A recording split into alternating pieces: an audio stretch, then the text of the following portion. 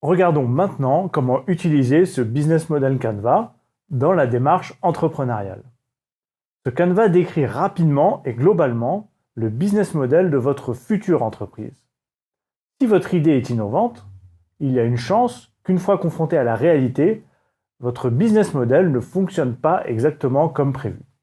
Il est donc important de trouver quels aspects ne marcheront pas en testant son business model le plus tôt possible. Il y a 3 grands aspects à tester. Premièrement, la désirabilité. Est-ce que les clients veulent de votre service? Deuxièmement, la faisabilité. Est-ce que ce service est techniquement réalisable? Et troisièmement, la viabilité. Est-ce que votre idée va générer un bénéfice? Votre business model Canva est un point de départ.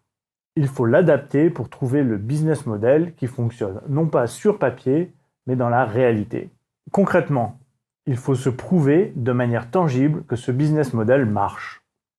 C'est vérifier que vos clients sont intéressés par votre proposition de valeur, qu'ils sont prêts à payer le prix proposé, que les canaux marketing sont les bons pour atteindre ces clients et que les partenaires sont prêts à s'engager.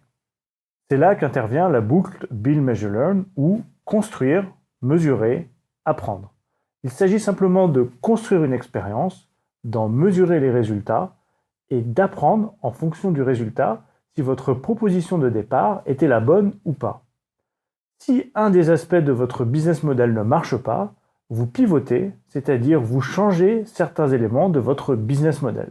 Par exemple, la startup Bilberry voulait utiliser les drones pour détecter les mauvaises herbes dans les plantations.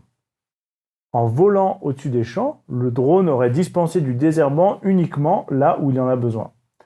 En faisant un premier test, ils se sont vite rendus compte qu'avec les intempéries, faire voler un drone de manière autonome était très complexe. De plus, la législation ne permettait pas le vol autonome. Confronter leur idée à la réalité leur a permis d'apprendre que la faisabilité du projet était compromise.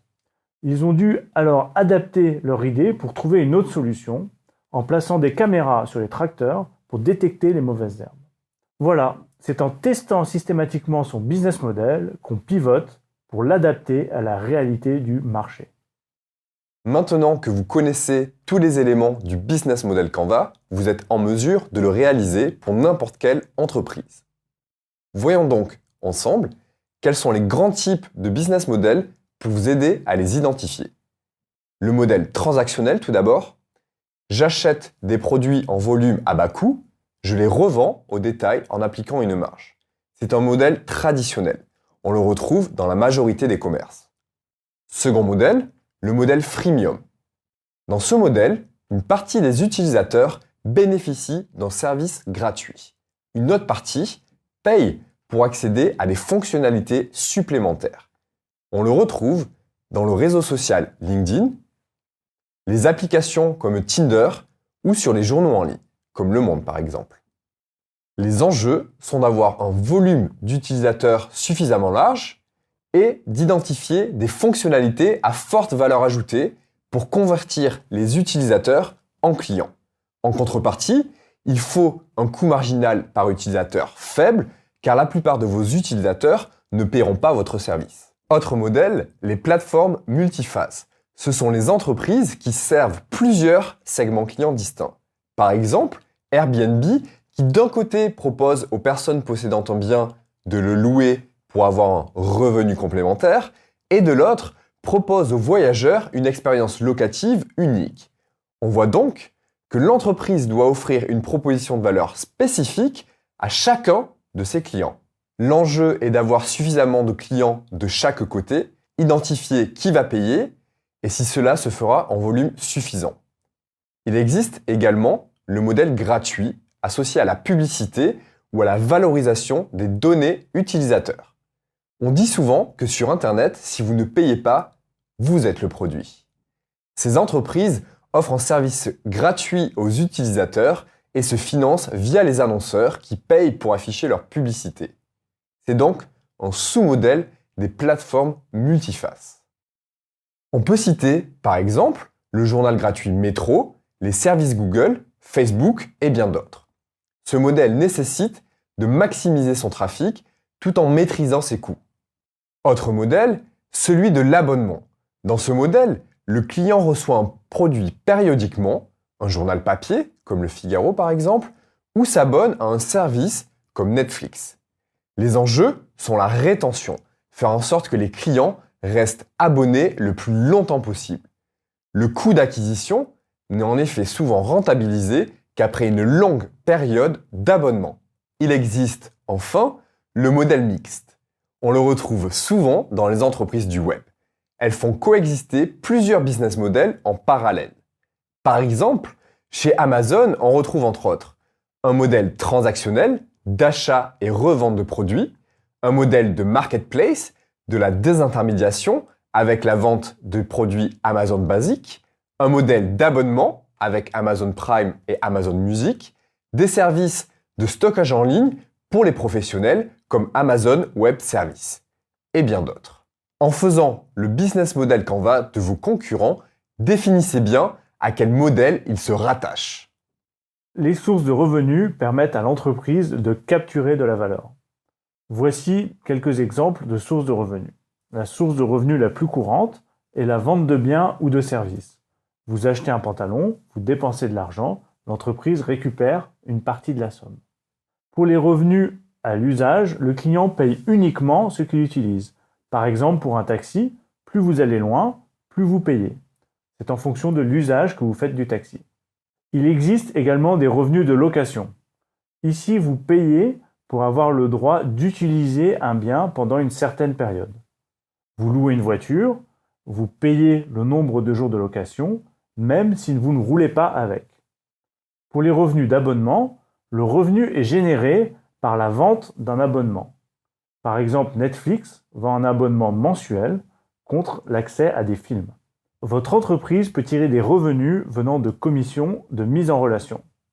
Les places de marché mettent en relation des personnes pour une transaction. Elles prennent en contrepartie un pourcentage de cette transaction. Par exemple, les agents immobiliers prennent une commission lorsqu'ils réunissent un acheteur et un propriétaire. C'est aussi le modèle de Uber, qui se rémunère par une commission sur la course du taxi. Il existe également les revenus publicitaires. La publicité permet de financer les services rendus gratuits pour les utilisateurs. C'est la source principale de revenus pour Google et Facebook, et aussi de nombreux journaux.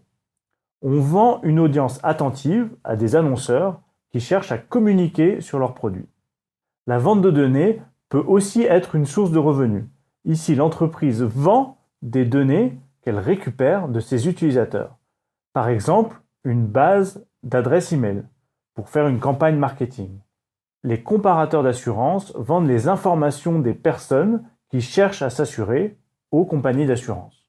Le fameux modèle freemium consiste à offrir un service gratuitement mais avec quelques limitations.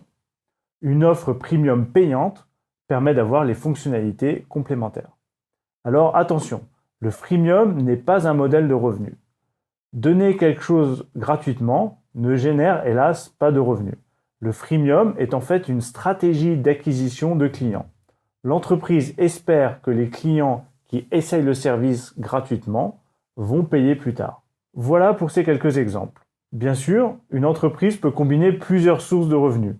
Deezer, le service d'écoute de musique, est d'abord gratuit avec de la publicité. Première source de revenus. Pour écouter de la musique en illimité sans publicité, il faut s'abonner. Deuxième source de revenus. Notez sur votre business model Canva ces sources de revenus. Puis répondez à la question suivante. Combien de clients devez-vous avoir pour atteindre 1 million d'euros de chiffre d'affaires? Jugez si la réponse à cette question semble réalisable ou atteignable, et dans quel délai. Elle vous permettra de savoir si votre business model est viable à long terme. La structure de coûts regroupe les frais engagés par la réalisation des opérations de l'entreprise. L'ensemble des coûts peut être calculé simplement en prenant la somme des coûts des ressources, des activités et des partenariats. On distingue deux types de coûts, les coûts fixes et les coûts variables. Les coûts fixes sont ceux qui ne varient pas en fonction du volume des ventes. Que l'on vende beaucoup ou peu, les coûts restent les mêmes. C'est le cas des coûts liés au salaire, au loyer, aux équipements ou aux installations matérielles. Les coûts variables, eux, évoluent en fonction du volume des ventes. Par exemple, les matières premières nécessaires pour fabriquer les produits ou les frais d'envoi de colis. Listez ici les coûts fixes et les coûts variables pour votre entreprise. L'une des questions à se poser est: est-ce que ce business model est cost-driven ou value-driven? Je m'explique. Pour un business model cost-driven, le prix est très important. On cherche donc à réduire les coûts à leur minimum pour être compétitif sur les prix. C'est par exemple ce que font Ryanair et EasyJet. Elles ont réussi à baisser les prix des billets d'avion en réduisant le niveau de service, en optimisant le remplissage des avions et en proposant de voyager à partir d'aéroports secondaires. C'est l'exemple typique d'un modèle cost-driven. Pour le business model value-driven, c'est l'inverse. Les entreprises veulent apporter un maximum de valeur à leurs clients et le prix n'est pas important. Elles cherchent donc à fournir une expérience parfaite. C'est par exemple le cas des hôtels de luxe qui fournissent un service de très haute gamme et très personnalisé. À cette qualité correspond un certain coût. Bien sûr, ce choix d'être cost-driven ou value-driven dépend aussi de votre proposition de valeur et donc de vos clients cibles. En soustrayant les coûts aux revenus, on calcule les bénéfices potentiels de l'activité. Si vous avez plus de coûts que de revenus, vous perdez de l'argent. Si vous avez moins de coûts que de revenus, vous gagnez de l'argent. C'est simple. Voyons donc désormais vos sources de revenus. Dans le bloc partenaires clés, détaillez les fournisseurs, les distributeurs et autres partenaires nécessaires au bon fonctionnement de l'entreprise. Ces partenaires peuvent être des fournisseurs. Par exemple, la marque de luxe Hermès réalise 50% de son chiffre d'affaires grâce à la vente de sacs en cuir. Hermès travaille donc avec des tanneries qui fournissent le cuir. Hermès a d'ailleurs racheté certaines de ces tanneries. Autre exemple, Spotify a signé un accord avec leur partenaire Universal Music Group pour modifier la rémunération des artistes et permettre à Spotify de devenir rentable un jour. Les partenaires peuvent fournir des canaux de distribution. Les développeurs d'applications mobiles utilisent Apple pour distribuer leurs applications. Fraîcheur, la start-up française, propose de suivre l'actualité sur le chat Facebook Messenger. Ils doivent se tenir informés des mises à jour de ce partenaire. Les compagnies aériennes fonctionnent en partenariat en se partageant les destinations et les programmes de fidélité. Ainsi, deux entreprises peuvent réunir leurs forces et former une alliance stratégique. Il arrive que les entreprises rachètent des partenaires ou créent une entreprise commune avec un partenaire. Identifiez maintenant les partenaires de votre entreprise. Avec les ressources et les activités, vous avez désormais une vision globale de la faisabilité de votre business model. Dans ce bloc du Business Model Canva, vous allez lister les ressources nécessaires au fonctionnement de l'entreprise. Ces ressources peuvent être des ressources physiques, des ressources intellectuelles, des ressources humaines ou des ressources financières. Les ressources physiques sont par exemple les bâtiments, les usines, le matériel de production, les machines ou les véhicules utilisés par l'entreprise. Les ressources intellectuelles sont plus intangibles, comme par exemple la marque, la propriété intellectuelle, les brevets ou les données clients. Des entreprises comme Nike ou Apple s'appuient sur leur image de marque comme une ressource pour faciliter le lancement de nouveaux produits. Les ressources humaines, ce sont les hommes et les femmes qui travaillent pour l'entreprise. Par exemple, une entreprise pharmaceutique va largement s'appuyer sur son équipe de scientifiques pour développer de nouveaux produits. Les ressources financières, c'est l'argent dont l'entreprise a besoin pour opérer. Par exemple, gérer les stocks ou payer les salaires. Estimer ces ressources permet de définir comment l'entreprise livre sa valeur et mieux comprendre les coûts. Lister ces ressources permet aussi d'identifier certaines forces et faiblesses de l'entreprise. Amazon utilise beaucoup de serveurs pour son site e-commerce. Elle a proposé à ses clients d'utiliser cette ressource pour héberger leur service Internet. C'est comme ça que le cloud d'Amazon lui assure aujourd'hui de nouveaux revenus. Identifiez donc les ressources clés de votre entreprise avant de passer aux partenaires clés. Maintenant, nous allons détailler comment l'entreprise livre la valeur à ses clients. Commençons par les activités clés. Ce sont les activités principales que l'entreprise va réaliser pour créer et délivrer sa proposition de valeur. Les activités de l'entreprise varient en fonction du domaine de l'entreprise. Le personnel d'un cabinet d'avocats n'a pas les mêmes activités que le personnel d'un fabricant de yaourt. Cela dit, il y a quand même des activités transverses, comme le marketing, les ventes, les opérations, ou encore la gestion des ressources et des stocks. Certaines entreprises ont une activité de production, c'est-à-dire la fabrication et la distribution de produits en grande quantité. D'autres entreprises ont une activité de résolution de problèmes. Par exemple, dans le conseil ou dans les hôpitaux, l'activité consiste à résoudre des problèmes tous les jours. Parmi les activités de l'entreprise, certaines sont portées en interne, devenant ainsi des compétences clés, et d'autres sont externalisées. Garder les compétences en interne permet de réduire les coûts, de consolider l'expertise et de développer une culture de l'entreprise.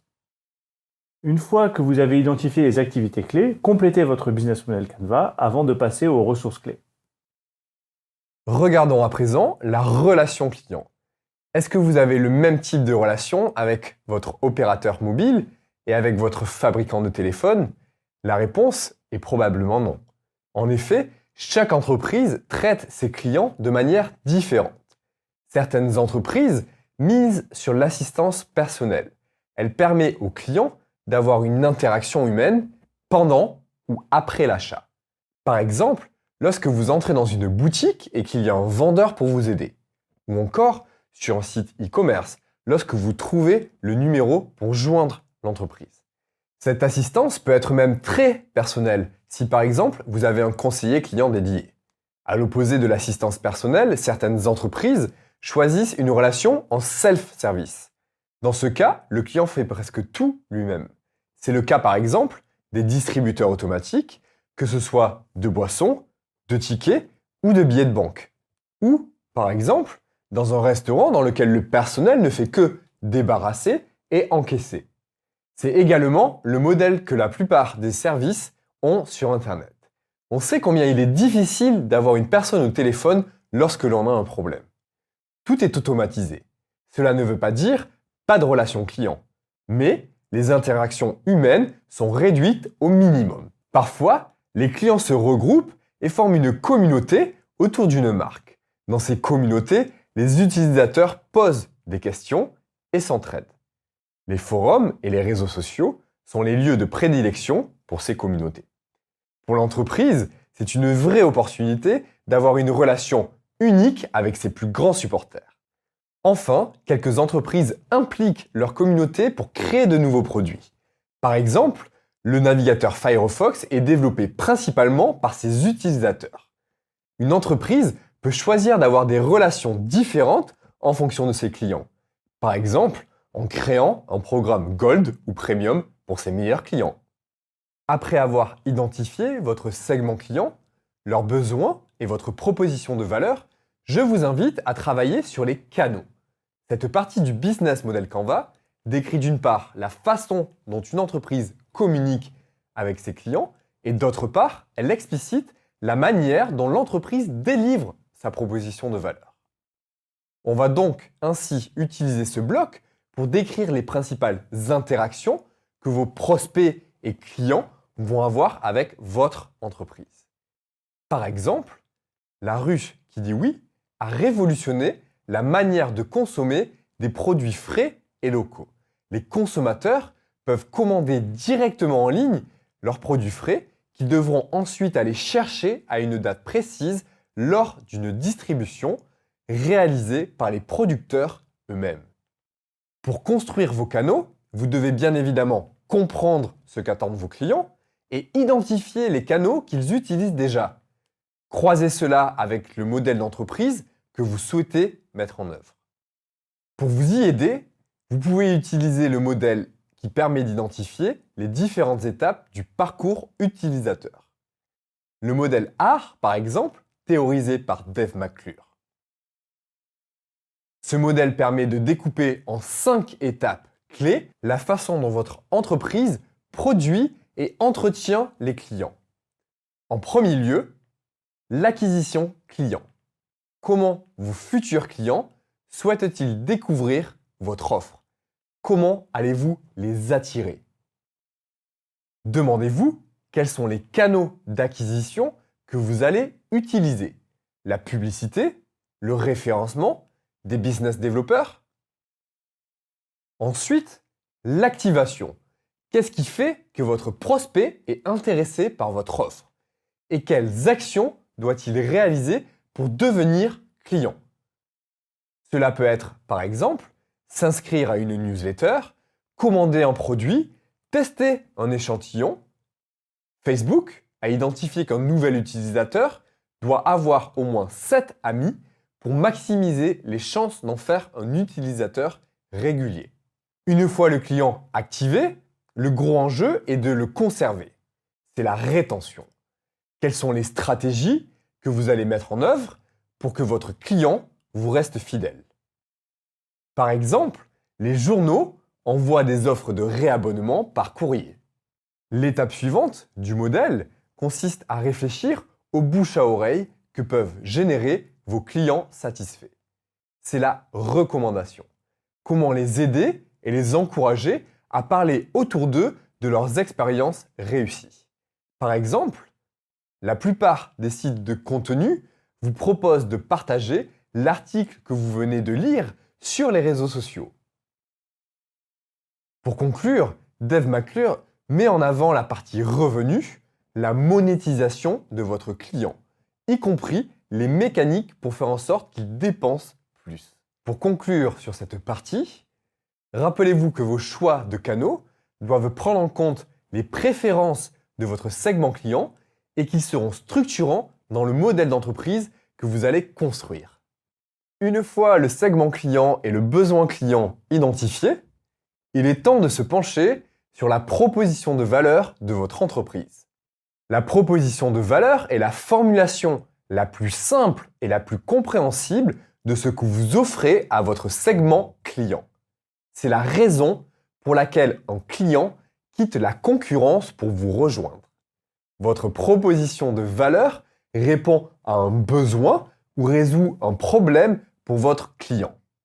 Elle est la compilation unique des bénéfices que vous offrez à votre client. On la retrouve systématiquement, en gros, sur les sites internet ou sur les flyers.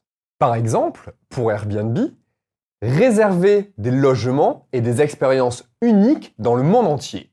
Le voyageur à qui est adressée la proposition de valeur comprend instinctivement ce qu'offre l'entreprise. Il décide ensuite si cela correspond à son besoin ou non. Votre proposition de valeur est indissociable de votre cible. Pour les hôtes Airbnb, la proposition sera donc différente de celle des voyageurs. Airbnb leur propose non pas de voyager, mais de compléter leurs revenus. Ainsi, si vous avez différents segments clients, il est bon de les dissocier et d'adresser une proposition de valeur spécifique à chaque segment. Cela peut être réalisé sur plusieurs canvas ou sur un canvas avec une couleur par cible, par exemple. Votre proposition de valeur peut être quantitative, mais également qualitative.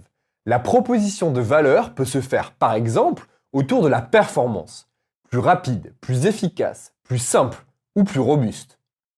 Mais aussi sur le statut, comme afficher sa différence à travers un style, son appartenance à un groupe en s'associant à une marque, son statut social à travers une catégorie d'objets, voiture de luxe par exemple, ou d'expérience comme aller aux courses de chevaux. Cela peut être tout simplement le prix, tout l'univers du low cost ou du gratuit par exemple.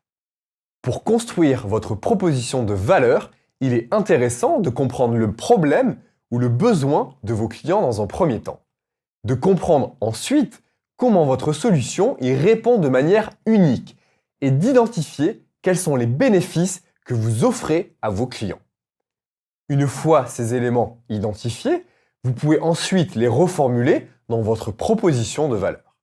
Bien sûr, la valeur perçue par le client doit être supérieure au coût perçu, que ce soit de l'argent, du temps ou du risque.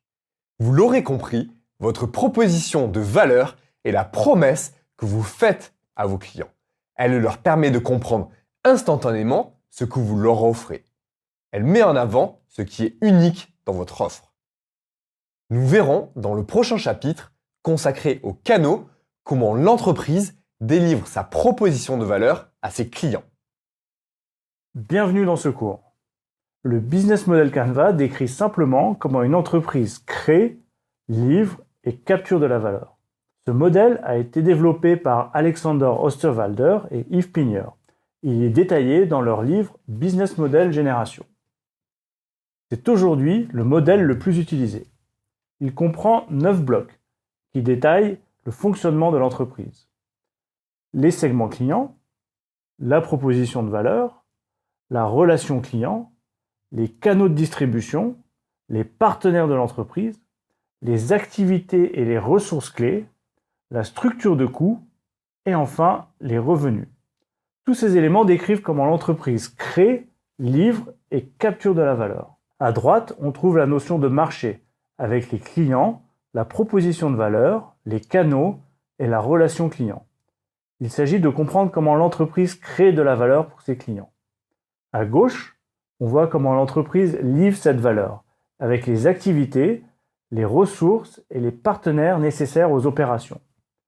Enfin, en bas, on analyse la rentabilité de l'entreprise, c'est-à-dire comment l'entreprise capture de la valeur, une partie de la valeur qu'elle a créée pour ses clients et génère un bénéfice. Voilà. Maintenant, regardons plus en détail chacun de ces blocs du business model. Bonjour et merci Franck pour cette introduction. Intéressons-nous en premier lieu au segment client. Le segment client est votre cible, ceux qui vont utiliser et ou payer pour votre produit ou service. Aucune entreprise ne peut survivre sans clients rentables. Il est donc crucial de les identifier clairement afin de mieux les comprendre et de mieux les servir. On va donc les regrouper au sein de segments homogènes en termes de besoins et de comportements. On ne se limitera donc pas à des données démographiques. Par exemple, Airbnb cible les personnes qui aiment voyager dans des lieux uniques. Il ne cible pas la génération Y ou la ménagère de plus de 50 ans, pour reprendre certains clichés. À travers cet exemple, on voit bien que le segment client se couple avec l'identification du besoin client. On cherche donc à identifier une cible précise qui a un besoin clair. Il est intéressant de dissocier clairement ces différents segments, qu'ils soient clients, ceux qui paient pour le service, ou utilisateurs, ceux qui bénéficient de l'usage du service. Par exemple, Airbnb encore possède 2 cibles clients, les hôtes qui offrent leur logement à la location et les voyageurs qui louent les biens. Leur cible prioritaire est les voyageurs, comme on peut le voir sur leur page d'accueil qui met en avant la recherche de biens à la location. Cela s'exprime également dans des secteurs plus inattendus. Par exemple, saviez-vous que plus de la moitié des sous-vêtements hommes sont achetés par des femmes ? Une erreur courante est de vouloir adresser tout le marché et ainsi définir un segment client trop large. Il est au contraire recommandé de se focaliser sur 1 ou 2 cibles prioritaires dont on affinera sa connaissance. Ce sont eux qui vous permettront de démarrer votre activité à ses débuts. Par exemple, Amazon n'a pas attaqué tout le marché du e-commerce à ses débuts. Ils se sont focalisés uniquement sur les lecteurs en vendant des livres. Vous pouvez utiliser le persona, un outil simple et synthétique pour décrire chacune de vos cibles. C'est une sorte de fiche d'identité, donc client spécifique ou d'un utilisateur type. Je vous invite ensuite à rencontrer et échanger avec des personnes de votre cible afin de vous assurer qu'elles correspondent bien à l'image que vous avez d'elles. Une fois cette étape validée, vous pourrez ensuite commencer à construire votre proposition de valeur.